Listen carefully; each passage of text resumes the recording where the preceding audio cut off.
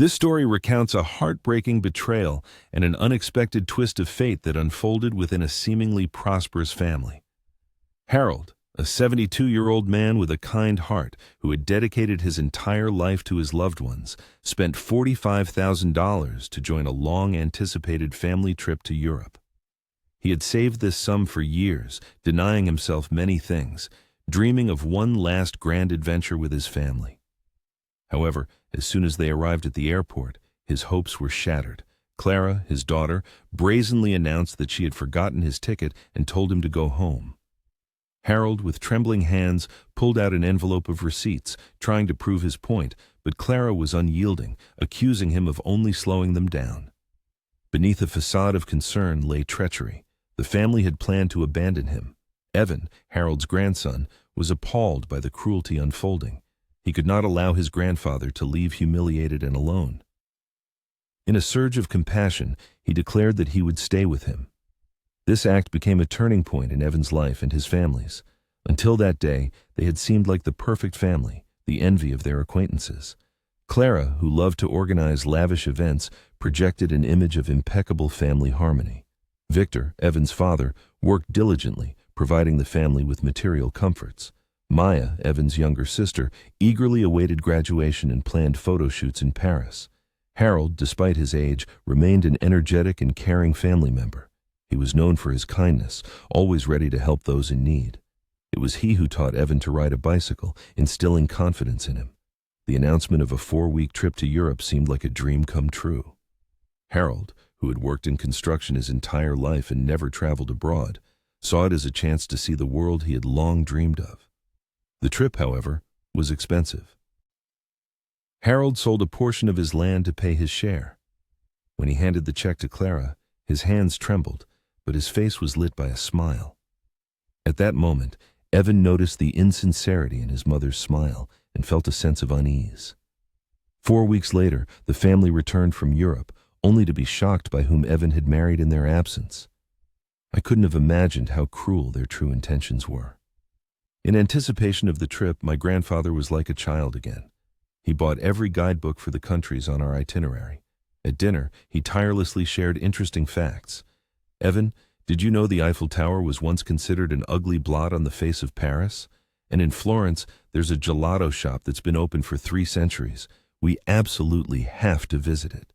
He even started learning phrases in different languages, muttering bonjour, bonjour, guten Tag, while sitting in his favorite armchair. I teased him about his accent, to which he responded with laughter, assuring me he would charm all of Europe.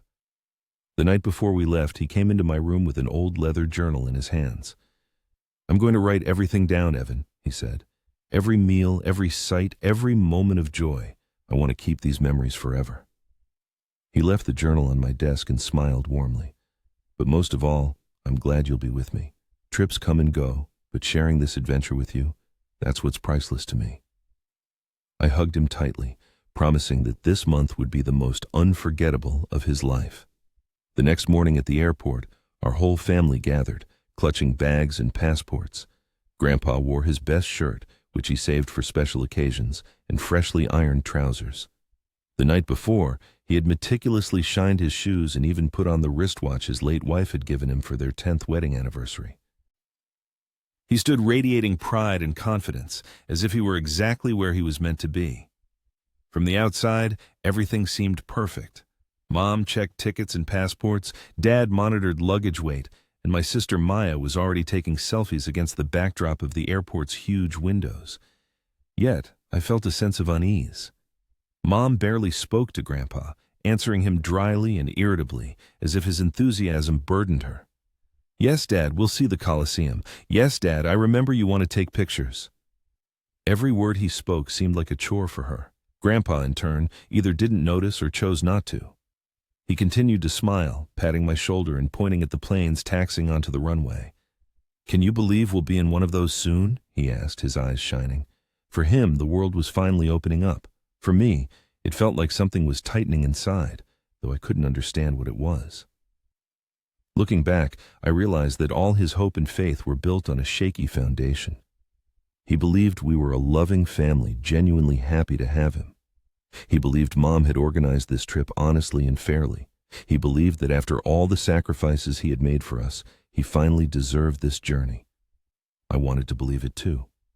I couldn't have imagined that in just an hour, standing in the same airport, his dream would be mercilessly crushed by those he loved most in the world. The boarding announcement echoed through the waiting area, and passengers began to line up. Families gathered their children, lovers held hands, and groups of tourists eagerly headed towards the gate. Grandpa clutched his carry-on bag tighter, his smile wide and joyful, like a child on Christmas morning. He looked at me and said, "This is it, Evan. Finally, I can cross this off my bucket list." His voice trembled with excitement, and I felt how important this moment was to him. But as we approached the gate, Mom suddenly stopped. She turned to Grandpa with a cold, impenetrable gaze. "Dad," she said abruptly and unequivocally, "I forgot your ticket. You'll have to go home." At first, I thought I had misheard. Grandpa blinked in confusion, his mouth slightly agape, as if he expected her to laugh or correct herself. But she didn't. His hand trembled as he reached into his pocket and pulled out an envelope of documents. He held it out to Mom, his voice shaking as he said, "No, Clara, that can't be. I gave you the money. I kept all the receipts. Here, look." Desperation was evident in his voice, but she didn't even touch the envelope. Instead, she crossed her arms and lowered her voice so only we could hear. "You're not coming. You'll just slow us down, and I have no desire whatsoever to drag you through airports and on trains for 4 whole weeks. Just go home. We'll say you felt unwell." My chest tightened with pain. The way she said it, calmly, rehearsed, without a hint of hesitation, indicated that this was no mistake. This had been her plan all along. Dad stood nearby, silently clenching his jaw and staring at the floor. My sister Maya groaned in frustration. "We'll miss our flight. Just let him go home." Grandpa's face contorted in pain, as if her words had physically struck him. He looked at Dad for support, whispering, "Victor, say something. I sold my land. I trusted both of you." But Dad remained silent, avoiding his gaze. It was as if the man who married my mother had vanished, replaced by a spineless shadow, too afraid to speak. "Dad," Mom continued in a sharp tone, "stop making a scene. You'll be better off at home. You're simply not suited for this kind of trip." I couldn't believe my ears. She spoke this way to the man who raised her, who worked his entire life to give her every opportunity, to the man who gave all his savings to share this journey with us. And she was simply discarding him like an unwanted object. The awkwardness of the situation was palpable. The old man's trembling hands couldn't hold the envelope, and it fell to the floor. With noticeable effort, overcoming the pain in his knees, he picked up the dropped letter. Tears of hurt and disappointment welled in his eyes. "Clara," he whispered, his voice hoarse, "I just wanted to be with my family. That's all I wanted." Grandpa's helplessness, standing alone amidst the jubilant crowd, ignited a storm of indignation in the young man. He looked at his parents questioningly, hoping for their sympathy and understanding, but their faces remained impassive. The decision was made. Something inside Evan snapped. He couldn't allow his grandfather to leave the airport alone. He couldn't let his love and devotion be devalued. Turning firmly to his mother, he declared, "If Grandpa isn't going, then neither am I." His mother's eyebrows shot up in surprise. Her lips twisted into a grimace of displeasure. "Evan, don't be ridiculous," she snapped. "You've waited so long for this trip. Don't give it up because of an old man's stubbornness." "He's not just an old man," Evan retorted. "He's my grandfather, the only person who has never betrayed me." His sister groaned in annoyance. "Are you trying to ruin everything?" she protested. "Fine, stay if you want, but don't expect us to wait for you." Evan picked up Grandpa's bag and slung it over his shoulder. "Come on, Grandpa, we're leaving." The old man was stunned. He wanted to say something, but his grandson squeezed his hand tightly. "I won't let you go home alone," he whispered. Tears reappeared in Grandpa's eyes, but now they held gratitude mixed with bitterness. His mother's voice, loud enough to attract attention, cut through the air. "Evan, if you leave now, don't expect any sympathy when you regret it." But the young man didn't look back. He walked resolutely towards the exit, gently leading his grandfather behind him. The old man walked slowly, dejected and bewildered, but no longer alone. The family watched them in silence, joining the boarding queue. Stepping out into the fresh air, Grandpa sighed heavily, his shoulders slumped under the weight of what had happened. "Evan," he said softly, "you shouldn't have done that. You dreamed so much of this trip." The young man shook his head. "I wouldn't have enjoyed a single minute knowing you were treated like that. We'll go on our own adventure, Grandpa. We'll figure something out." In that moment, Evan didn't care about Paris, Rome, or any of the other cities he'd dreamed of seeing. The only thing that mattered was being with his grandfather, the only family member who had always been truly close to him. He didn't know what lay ahead, but he was certain of one thing. He had made the only right choice, one that allowed him to maintain his self-respect. Leaving the airport building, they felt the weight of what had transpired. The old man walked beside him, his eyes still red from tears, his whitened fingers tightly gripping his bag handle. The silence lasted for several agonizing minutes. The sounds of the airport, the rumble of rolling suitcases, flight announcements, the lively voices of travelers, faded behind them, replaced by Grandpa's uneven breathing. Finally, he broke the silence. "Evan, you missed the chance to see the world. You should have gone with them." Bitterness and guilt echoed in his voice. Evan stopped and turned to him. "I don't need Europe, Grandpa. I need you. I couldn't let them humiliate you like that. You were always there for me, and now it's my turn to be there for you." Grandpa looked at him for a long time. His shoulders, hunched with shame, straightened slightly. He nodded, and a faint smile appeared on his face. "Thank you, Evan. I don't know what I did to deserve such support, but thank you." That day, they returned to the old man's house, both exhausted. The armchair creaked under his weight. The silence in the room felt different than before. It was no longer oppressive with humiliation, but filled with the quiet resolve that comes after making an important decision. After that memorable refusal to travel, a period of awkwardness followed. Evan's phone constantly buzzed with short, sometimes biting messages from Maya, who emphasized that he had made a mistake by staying home. His mother remained silent, and his father sent only one message, expressing his intention to discuss what happened upon their return. Evan, without hesitation, deleted the message, leaving no reply. Grandpa, trying to return to his usual routine, continued to tend to the garden, read the morning papers, and make coffee. However, Evan couldn't help but notice that a shadow of sadness still clouded his face, and he resolved to dispel his sorrow at all costs. One morning, he suggested to Grandpa that they break free from routine and create their own unique memories, without relying on European sites. Grandpa chuckled, skeptically asking what adventures could be found in a quiet provincial town. "You'd be surprised," Evan replied, grabbing the car keys. "Just trust me." That same day, they went to a picturesque lake that Grandpa had always loved but rarely visited recently. Renting a small boat, they spent half the day enjoying the quiet flow of time on the water. Grandpa's laughter echoed across the lake when Evan, trying to catch a fish, almost capsized the boat. For the first time since the ill-fated airport incident, Grandpa looked truly at peace, leaning back in his seat and letting the warm sun rays wash over his face. Over the next 2 weeks, they discovered joys that had previously gone unnoticed. They explored cozy diners on the outskirts of town, tried exotic dishes they'd never dared to before, and even visited a local cultural festival where the streets buzzed with music, dancing, and artisan crafts. Grandpa, never parting with his old leather journal, meticulously recorded every detail of their adventures.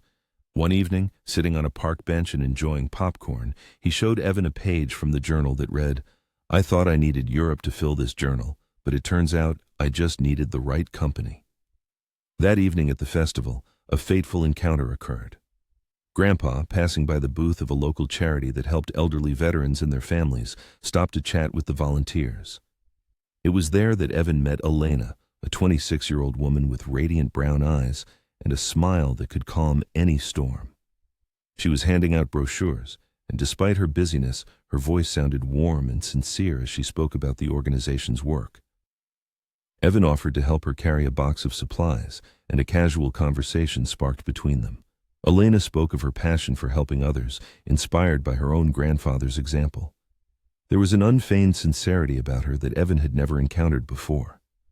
Grandpa, always perceptive, pulled Evan aside and, raising an eyebrow meaningfully, remarked, "She's special." Evan brushed it off, but deep down, he knew Grandpa was right.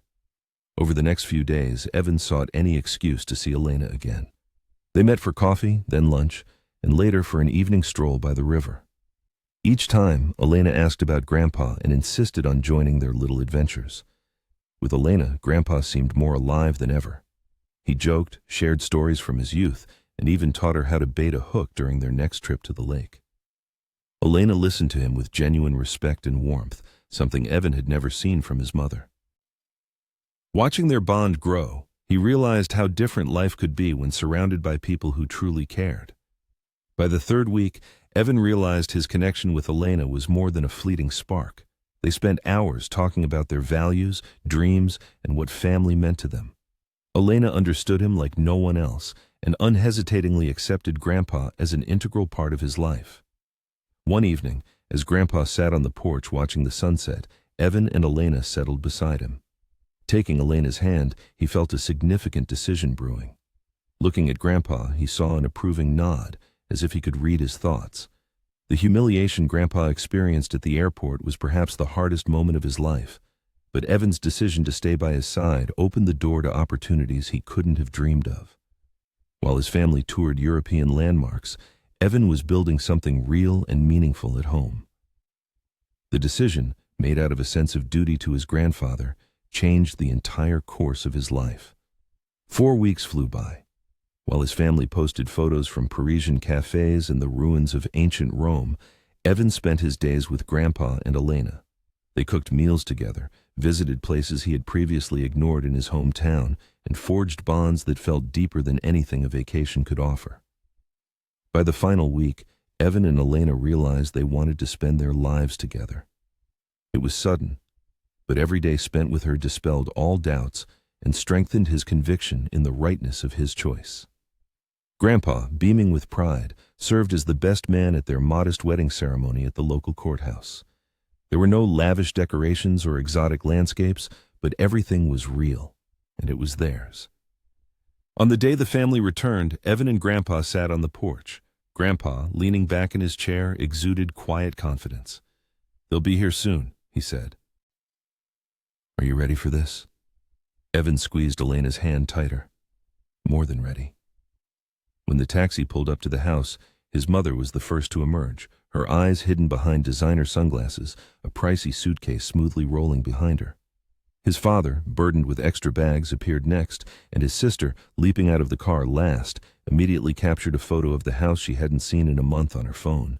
Their faces glowed with tans and contentment, radiating pride from having seen the world's beauties. Clara, noticing Evan on the porch, sneered contemptuously, "Well, how was your little vacation, Evan? I hope you enjoyed babysitting the old man." Her gaze slid towards Grandpa, and her voice held a biting edge capable of inflicting pain. "You didn't miss a thing. Europe was absolutely stunning, and I can't even imagine having to drag him along. You should be grateful to me." Clara's words didn't faze Evan. He slowly rose, drawing Elena with him. His mother's smile faltered when she noticed the young woman, then turned to wariness. "Who is that?" Evan took a deep breath and stated clearly, "This is my wife, Elena. We got married while you were away." His words struck like thunder. His mother's mouth fell open, but no sound escaped. She swayed, and her suitcase tumbled from her hands. His sister gasped so loudly it caught the taxi driver's attention. His father froze, his eyes wide with astonishment, as if he had seen a ghost. Grandpa stood beside Evan, proudly placing a hand on his shoulder. "I was his best man," he declared with a smile full of dignity. Clara finally found her voice, sharp and trembling. "What have you done? Married her? You barely know her. Do you even realize how reckless this is?" Elena stepped forward, calm and composed. "I may not know you well, Mrs. Moreno, but I know Evan. I know how he treats people, the respect he shows his grandfather, and the values he holds. That's enough to understand what kind of man he is." Maya shook her head, looking at Evan as if he had lost his mind. "You seriously married some random girl while we were in Europe? Are you insane?"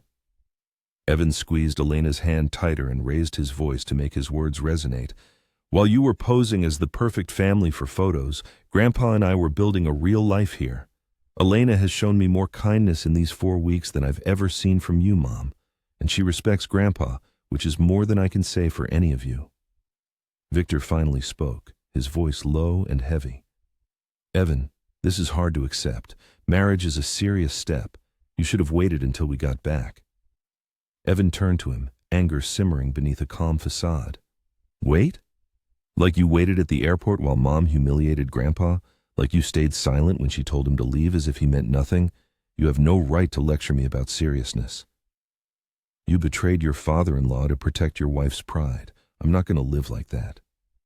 Clara's face contorted, her voice cracking. "This is betrayal. You've disgraced us. Do you think marrying her makes you noble? It makes you a fool." At that moment, Grandpa stepped forward, and his voice resonated with a strength Evan hadn't heard in years. "No, Clara, the only disgrace here is how you treated your father. I sold my land, I gave you everything I had, and you tried to cast me aside like an unwanted object. Evan is the only one who stood by me. He restored my dignity when you tried to take it away. This isn't foolishness. This is love." Silence fell. His mother's face burned with shame, her lips trembling with words she couldn't utter.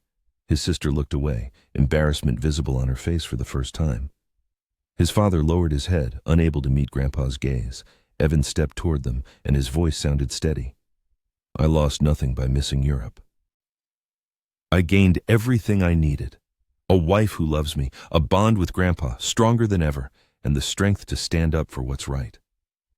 Elena squeezed his hand, her eyes soft but unwavering. Grandpa placed a hand on Evan's shoulder, radiating pride. Together, they stood as a new family, which valued loyalty and respect above all else. His mother muttered something under her breath, then sharply picked up her suitcase. "Fine, do what you want, but don't expect me to celebrate this farce." She walked into the house, his sister trailing behind her. His father lingered at the door, his eyes met Evan's with a look of regret before he followed them inside. Grandpa took a deep breath, then smiled at Evan. "You did it, Evan. You stood your ground. Your grandmother would be proud of you." As Evan and Elena stood beside him, he realized that this moment, this confrontation, this shock, this truth finally revealed, was not just about exposing his family's cruelty. It was about restoring the very meaning of family. For the first time, Evan felt free. After that memorable day of estrangement, the atmosphere in the house transformed, losing the oppressive grip of control that his mother had vigilantly maintained in every corner. Evan no longer felt afraid to voice his convictions in his own home. The decision to stay with Grandpa and marry Elena had become a line that could not be ignored. In the following days, his mother barely spoke, and when she did, her words were sharp and cold. She acted as if this marriage was a shameful stain on the family's reputation. She refused to acknowledge Elena and treated Grandpa as if he didn't exist at all. His mother continued to display her arrogance, but Evan noticed cracks in her once unshakable control. His sister Maya kept her phone in hand, initially ridiculing her brother to her friends for supposedly ruining his life by marrying so quickly. However, sometimes Evan caught her gaze, and then something akin to guilt flickered in her eyes. No apologies followed, but the sarcastic remarks ceased, which was a kind of progress. His father proved to be the most complex case. He had remained silent at the airport and during his mother's outburst. However, after returning from the courthouse, he started lingering in the evenings, no longer hiding in his study. One evening, he came out to the porch where Evan sat with Grandpa, and after a long look at the latter, quietly said, "I should have stood up for you. I didn't, and I'm sorry." Grandpa leaned back in his chair and nodded. "It's never too late to be better, Victor. You still have time." Hearing these words, Evan realized that Grandpa held no grudges. Even after everything that had happened, after the public humiliation, he was ready to forgive if he saw genuine remorse. This strength, this grace, Evan wanted to carry throughout his life. Life with Elena found a rhythm of simple joys. They cooked together in the kitchen, laughed over board games with Grandpa, and explored little-known corners of the city. From the very beginning, Elena treated Grandpa as a family member, interested in his stories, accompanying him to the lake when he felt restless and helping him keep his journal. She never saw him as a burden, but as a man who had given everything for those he loved. Grandpa smiled more often, starting each day with a sparkle in his eyes, anticipating a new page in his journal. He no longer looked downtrodden and rejected, but like a man whose stolen dignity had been returned. However, the greatest change occurred within Evan. The decision to stay with Grandpa at the airport had been spontaneous, driven by anger, but life afterward revealed the power of loyalty. By missing the chance to see Europe, Evan found a marriage, strengthened his bond with Grandpa, and realized the true meaning of family. He also began to view his mother differently. For years, he had excused her harshness and control as stress or personality traits. But after what happened, it became clear that some people prioritize superficiality over humanity, and they cannot change unless they truly want to. Perhaps she would never understand his choice, but he no longer needed her approval. What mattered was the life they built afterward. Grandpa rediscovered joy, and Evan found love. Together, they created something far more valuable than the false image his mother strove for. Over time, others began to notice the changes. Neighbors who had heard about the airport incident expressed their support. Some shook Grandpa's hand and told him he deserved better. Others congratulated Evan and Elena, remarking that their courage was inspiring. The truth was spreading, and it wasn't the story his mother would have wanted publicized. But it no longer mattered, for they were living not for her approval, but for themselves. One evening, as the sun painted the sky in golden and pink hues, Grandpa, sitting on the porch with Elena and Evan, proudly declared, "Family isn't about blood. It's about those who show up when it matters. You both showed up for me, and I'll never forget it." This moment was etched in his memory. Family is defined not by a surname, but by the willingness to sacrifice and support when the world turns its back. Evan thought missing the trip to Europe would be his greatest loss, but instead, it became the beginning of everything he needed. A marriage built on respect and love, a bond with Grandpa that grew stronger each day, and the freedom to live honestly, without pretense for appearances. Reflecting on the days gone by, the author feels not the slightest regret. If fate were to offer him the chance to relive those events, he would, without hesitation, once again take that very bag from Grandpa's hands in the arrival hall.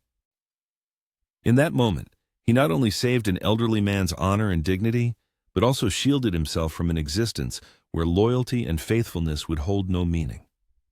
Grandpa, in his time, had spent a substantial sum of $45,000, hoping to give his family an unforgettable trip. Although that dream never materialized, he gained something far more valuable, the certainty that at least one person in this world would never betray him. In turn, the author found a destiny he could not have dreamed of before, a life built on love, loyalty, and unbreakable family bonds. That day at the airport became a pivotal moment, forever changing the course of his life. He thought he was missing out on an exciting adventure, but instead, he found a family that truly valued love and respect. Grandpa regained his lost sense of dignity. The author met a kindred spirit who shared his life values, and together they created something far more significant than any journey through European capitals.